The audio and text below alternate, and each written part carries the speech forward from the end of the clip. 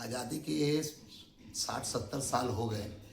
तो पाकिस्तान हमेशा से ही प्रॉक्सी वार भारत के साथ में करता आया है और भारत हर बार बड़े भाई के रूप में छोटे भाई का माफ़ करता आया है। अब सहन सीमा से पानी माथे के सर के ऊपर से चला गया। पाकिस्तान को जवाब ऐसा मिलना चाहिए कि सारा विश्व देखता रह जाए कि भारत की ओर कोई आंख उठा के ना देखे।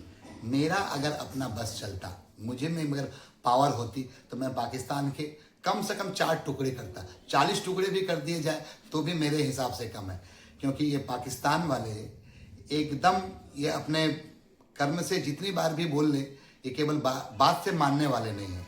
हर बार गलती करते हैं, जानबूझ के करते हैं और बोलते हैं कि मैंने नहीं किया। तो कम से कम इसके 4 टुकड़े तो भारत को करने ही चाहिए। और मेरा अपना मानना है कि भारत और हमारी सेना इतनी सशक्त है कि पाकिस्तान के 4 टुकड़े करने के लिए इनको 24 घंटे से ज़्यादा समय की आवश्यकता नहीं पड़ेगी। क्या लगता है कि मौजूदा सरकार जो है, केंद्र सरकार, नरेंद्र मोदी वाली सरकार, इसमें सक्षम है और ये कोई ठोस कदम उठाएगी? एकदम मेरा पूर्ण ये सोच है कि पहले भी बालाकोट और ये सर्जिकल स्ट्राइक और ये जाकर के एयर स्ट्राइक भारत ने किया है। तो इस बार मेरा पूर्ण विश्वास है कि भारत सरकार, मोदी सरकार कुछ अच्छी स्ट्रॉन्ग एक्शन लेगी। अब वो तिथि जल्दी आ जाए, सबसे बड़ी यही इच्छा है ये तिथि, क्योंकि न्याय अगर देर से मिले तो फिर वो न्याय में मज़ा भी नहीं आता है। न्याय जल्दी मिलना चाहिए।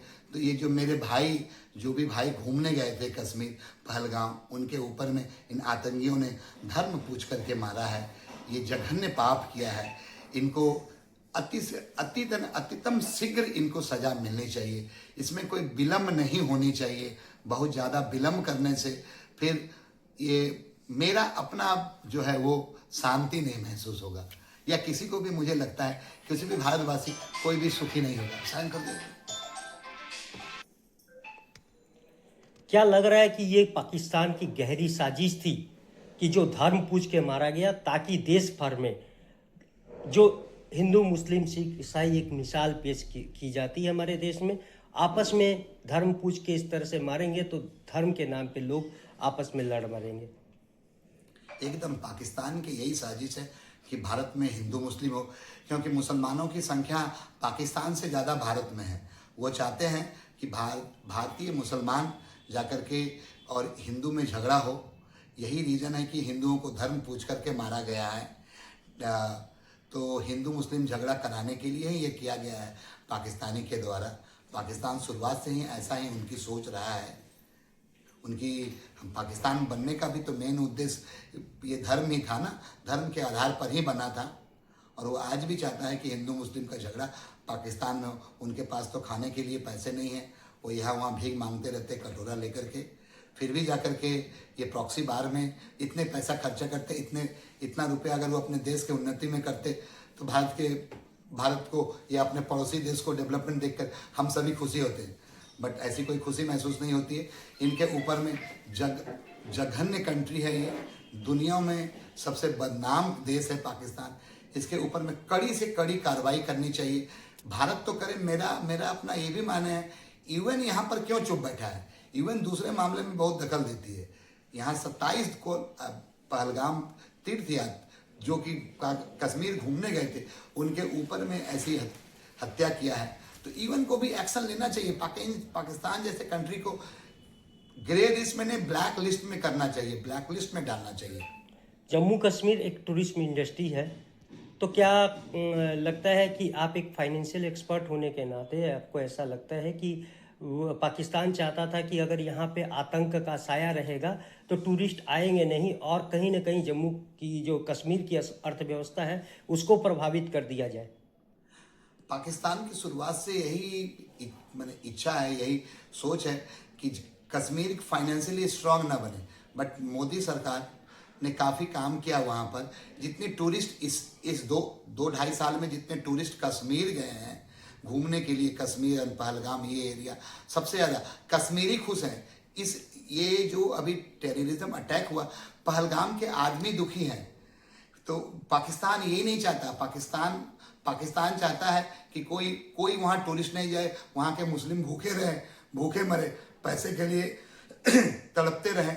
लेकिन जैसे ही टूरिस्ट जाता है तो वहाँ के जो रेसिडेंट्स हैं, वहाँ के जो रहने वाले, वो लाखों रुपया कमा रहे हैं, इन टूरिस्टों से काफ़ी पैसा कमाते हैं। क्या लगता है कि पाकिस्तान ने जो कायराना हरकत की है टूरिस्टों के साथ, जो टूरिस्ट नरसंहार हुआ है वहाँ पे, तो ये धर्म पे पाकिस्तान जिस तरह से मुस्लिम धर्म पे आघात किया है, तो मुस्लिम समाज को एक चोट पहुंचाने की भी कोशिश की गई है, धर्म पूछ के जो मारा गया है ताकि मुस्लिम समाज को एक चोट पहुंचे और भारत में जो स्थिति है वो बिगड़े धर्म के नाम पे। पाकिस्तान धर्म धर्म के नाम पर ही भारत में बिगाड़ना चाहता है, लेकिन शायद मुझे लगता है कि इस बार पाकिस्तान का चाल उल्टा पड़ गया, क्योंकि पहलगाम और कश्मीरियों ने भी इस बार उनका इतना विरोध किया, क्योंकि उनकी रोजी रोटी भी उनकी खाने पर मुसीबत आ जाने वाली है। तो ये पाकिस्तान का ये चाल इस बार उल्टा पड़ गया। वहाँ के जो रहने वाले हैं वो भी अभी आतंकवादियों के अगेंस्ट हो गए। हाँ, बट कुछ एक आदमी हैं जो अभी भी कश्मीर में हैं, जो धर्म को प्रायोरिटी देते हैं अपने सब कुछ के ऊपर में। बट ज़्यादातर आदमी ये समझता है कि बिजनेस अलग है और धर्म अलग है। बिजनेस में धर्म को नहीं मिलाना चाहिए, क्योंकि वहाँ जो भी घूमने जा रहे हैं वो किस धर्म के आया उनसे उनको कोई मतलब नहीं, उनको रोजगार होता है। तो धर्म पूछ के मारेगा तो वहाँ टूरिज्म नहीं जाएगा, तो सबसे ज़्यादा नुकसान तो उन्हीं आदमियों को होने वाला है। बहुत कायराना हरकत है और जिसका पूरे देश क्या दुनिया विरोध कर रही है कि ये नहीं होना चाहिए था। और जिन्होंने किया वो आतंकिस्तान, पाकिस्तान नापाक इरादे रखने वाला, जिसका के मजहब के नाम से ही उसका बंटवारा हुआ और उसने हमेशा ये सोचा कि भारत को किस तरह बर्बाद करें, तबाह करें, और अपने विकास को उन्होंने कभी तवज्जो दी ही नहीं। उन्होंने हमेशा भारत के ऊपर आतंक फैलाने का, अस्थिर बनाने का जो उनका सपना था वो हमेशा वो करता आया है। और इस बार भी उसने जब देखा कि भारत इतनी अच्छी प्रगति कर रहा है, जीडीपी भी अच्छी ग्रोथ हो रही है, भारत चौथी पांचवी अर्थव्यवस्था बन रहा है, तो उसको अस्थिर बनाने के लिए उन्होंने ये कायराना हरकत की। धारा 370 हटाए जाने के बाद में जिस तरह कश्मीर का विकास हुआ है, वहाँ के लोगों का जो उत्थान हो रहा है, वो पाकिस्तान कभी नहीं चाहता था कि कश्मीर किसी भी तरह आगे बढ़े। और कश्मीर को अस्थिर बना के भारत में हिंदू मुसलमानों को लड़ा के, तो उसका तो उद्देश्य ही है भारत को बर्बाद करना। और उसने अपनी ये जो कायराना हरकत की है, इसका भारत जवाब देगा, माकूल जवाब देगा, क्योंकि इनका जो फैसला जो था, इनका जो उद्देश्य था कि हिंदू मुसलमानों को लड़ाना, यहाँ देखा जाए कि क्या हिंदू क्या मुसलमान सब इसकी भर्त्सना कर रहे हैं। हर शहर नगर नगर में इसका विरोध हो रहा है और पाकिस्तान को सबक सिखाने की बात कही जा रही है।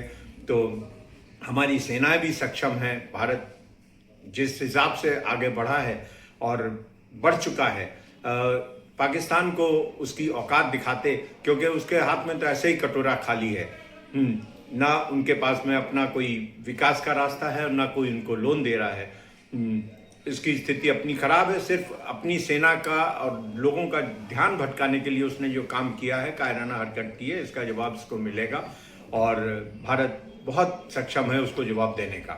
तो भारतीय नागरिक होने के नाते आप क्या चाहते हैं कि भारत और पाकिस्तान के बीच युद्ध हो या फिर बातचीत से इस मसले का समाधान हो? देखिए, युद्ध किसी भी स्थिति में अच्छा नहीं कहा जा सकता, पर जब अंतिम, मतलब जिसे कहते हैं ना कि एंड इज एंड, तो इनफ इज इनफ। अब इनकी जो हरकतें हैं कायराना, एक नहीं दो नहीं 50 ऐसे वाक़े हैं कि जिनमें कि ये अपना इन्फिल्ट्रेशन कराता है, आतंकियों को घुसा के अस्थिर बनाने के लिए हमले कराता है। तो इसको एक बार जवाब दे देना चाहिए, क्योंकि युद्ध, हम फिर भी कहेंगे कि युद्ध कभी भी सुखदायी नहीं होता है, पर अगर युद्ध सुखदायी नहीं होता है फिर भी तो महाभारत अपनी जगह लड़ी गई। रामायण में भी अगर हम देखेंगे, राम रावण का युद्ध हुआ, जब अत्याचार, अन्याय, दुराचार, आतंकवाद बढ़ जाता है तो उसका निदान सिर्फ भाषा और बोली से नहीं होता है, उसके लिए युद्ध अभिसंभावी है, युद्ध होना चाहिए और उनको एक बार जवाब मिलना चाहिए और उनकी फिर वो कमर सीधी ना कर पाए पाकिस्तान।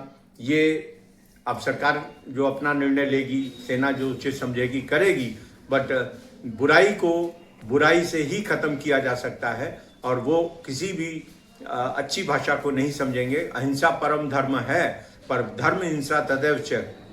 अगर जरूरत पड़े तो उसके लिए अहिंसक होना पड़ता है, क्योंकि पशु के लिए आप श्लोक पढ़ के उनका निदान नहीं कर पाएंगे। पशु को उसी के जवाब देना होगा, उसी की भाषा में।